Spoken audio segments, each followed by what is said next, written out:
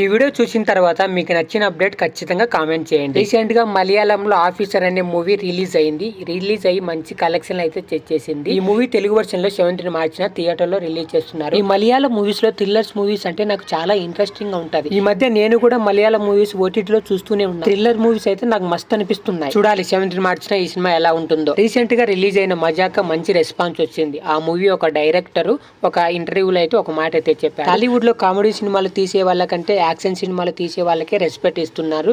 అలానే రెమ్యునరేషన్ కూడా వాళ్ళకే ఎక్కువ ఇస్తున్నారు. నాకు తెలిసి అలా ఏ ఉండదు. రీసెంట్ గా రిలీజ్ అయిన సంక్రాంతి కోసం కూడా మంచి కలెక్షన్ వచ్చింది. నెక్స్ట్ మూవీ కూడా చిరంజీవి గారితో చేస్తున్నారు. అనిల్ రవిపూడి.